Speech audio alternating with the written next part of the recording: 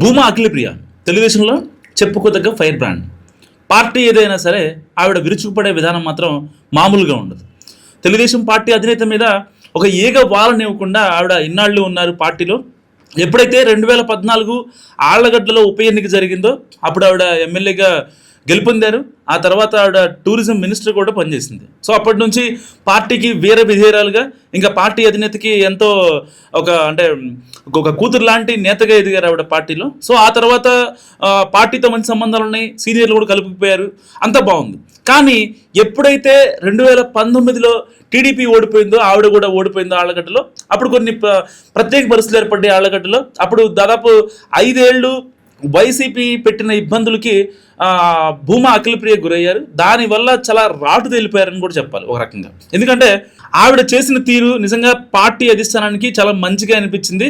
So party అధికారం లేనప్పుడు కూడా చాలా యాక్టివ్గా ఉన్నారు. అలాంటి అఖిలప్రియ ఇప్పుడు డైరెక్ట్గా టీడీపీ అధినేత చంద్రబాబుకి అల్టిమేటం ఇచ్చారు. అదేంటి, పార్టీకి ఇంత వీర విధేయురాలు కదా, ఎందుకు పార్టీకి అల్టిమేటం ఇచ్చారు అని చాలామంది ఇప్పుడు చెవులు కొరుక్కుంటున్నారు. రాయలసీమ రాజకీయాల్లో ఇది హాట్ టాపిక్గా మారింది, ప్రత్యేకంగా కర్నూలులో. సో ఆళ్లగడ్డ గురించి ప్రత్యేకంగా చెప్పాల్సిన పని లేదు.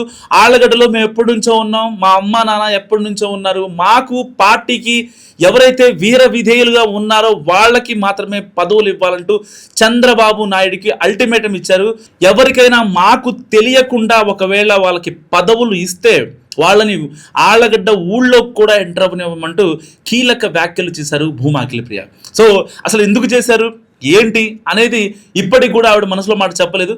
సో రీసెంట్గా ఆళ్లగడ్డలో మినీ మహానాడు జరిగింది. ఆ మినీ మహానాడు వేదికగా ఆవిడ చేసిన వ్యాఖ్యలు ఇప్పుడు చాలా హాట్ టాపిక్గా మరి. ఎందుకంటే టీడీపీలో ఒక క్రమశిక్షణ ఉంటుంది. పార్టీ లైన్ దాటి ఎవరు ముందుకు వెళ్ళి మాట్లాడాలంటే కొంచెం భయపడతారు.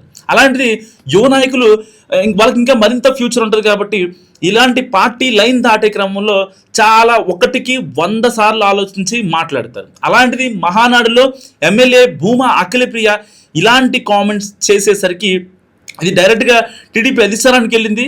సో అధిష్టానం ఎలా రియాక్ట్ అవుతుంది ఏంటనేది ఇప్పటికీ తెలియదు. కానీ వాస్తవానికి ఏంటంటే గతంలో 2019 నుంచి 2024 వరకు చాలా ఇబ్బందులు పడింది అక్కడ ఆళ్లగడ్డలో టీడీపీ క్యాడర్.